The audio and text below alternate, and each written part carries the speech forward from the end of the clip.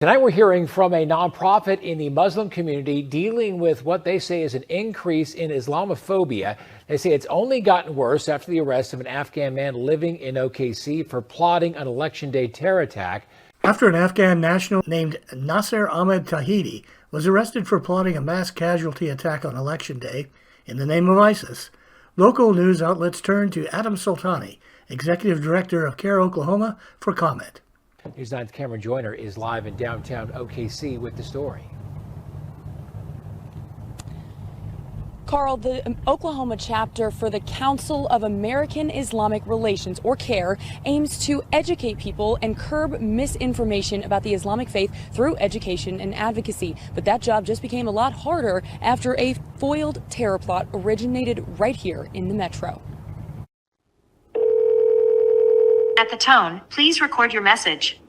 I remember when Governor Stitt welcomed all the 100,000 Muslim terrorists from Afghan to Oklahoma. What a big mistake. CAIR, what a big mistake you guys are. All terrorists are Muslims. A haunting message left on the Oklahoma CAIR chapter's office line. What did Soltani say? Not concern, not outrage, instead this. Unfortunately, in a post-9/11 world, we have seen a large amount of Islamophobia. And Executive Director Adam Soltani says it's not uncommon to see a spike after someone from a Muslim background commits a high-profile crime. And that's exactly what we saw following the arrest of this 27-year-old Afghan man. Nasser Tahidi was arrested in Moore after law enforcement agents uncovered his election day terrorist plot, which he planned to commit in the name of ISIS. In simple terms, ISIS is to Islam as the KKK is to Christianity. Ah yes, the classic "you do it too" defense. Let's unpack that. The KKK? A racist relic with no state, no army, no influence. They're reviled, rejected, and rightly buried in history's dustbin. ISIS? They built a caliphate, commanded tens of thousands, held territory the size of Britain, inspired mass murder across the globe, and the head of ISIS held a PhD in Islamic studies from the University of Baghdad. At one point, more Muslims had joined ISIS and al-Nusra than were serving in the British Armed Forces. Flawed analogies that dodge the issue, that's kind of CAIR's thing. Soltani says the extremist group does not represent the Islamic faith or the Muslim community as a whole. There will always be people who commit crimes and do bad things, but they should never be taken to be representative of an entire community of believers. Sure, but no one's blaming all Muslims, not really.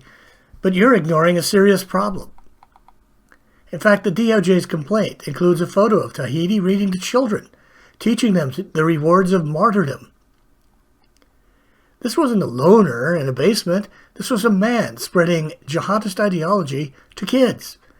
There is a global problem with violent Islamic extremism. And CAIR, instead of confronting it, they scold the public for noticing. Adam Soltani doesn't seem too bothered by what Tahidi planned. That's troublesome and concerning. There is something very important to understand about CAIR, and that is they're not here to safeguard Muslims from going astray and committing jihad-inspired mass casualty events. No, they're here to keep you as a non-Muslim in line. And if you get out of line, they will call you a Klansman. From Muhammad to ISIS. Imagine someone starting a class that says the history of Christianity from Jesus to the KKK. The Act for America organization. CAIR opposes the Hyatt Hotel providing space for Act for America because they're providing a platform for a hate organization. You would never see Hyatt provide space to the Ku Klux Klan or neo-Nazi groups holding a convention. So the same should be for anti-Muslim groups. They shouldn't be provided a space or a platform in D.C. If they invited the Grand Dragon of the KKK or so Bill Maher is the Grand Dragon of the KKK? I can't wait till Bill Maher hears I'm just that. Saying, so Bill Maher is we know that's not what he's saying. Grand Dragon of the KKK. If you're saying that it can never be challenged, I think Bill Maher will have some fun that's with that. a form of extremism on its own. Well, because when we see an increase in hateful political rhetoric, we also see an increase in anti-Muslim hate crimes and Islamophobia. What really troubles him is how it might look. To him, the whole thing is just like the weather. Sometimes it's sunny, sometimes it's stormy. Just don't be rude about it, or he'll compare you to the Klan. And your local TV station will nod along. Because, let's face it, they love the Council on American Islamic Relations. Salanti tells me he believes that education through resources like this pamphlet on the presence of Islam and Muslims in Oklahoma is the first step to preventing that stigma and discrimination.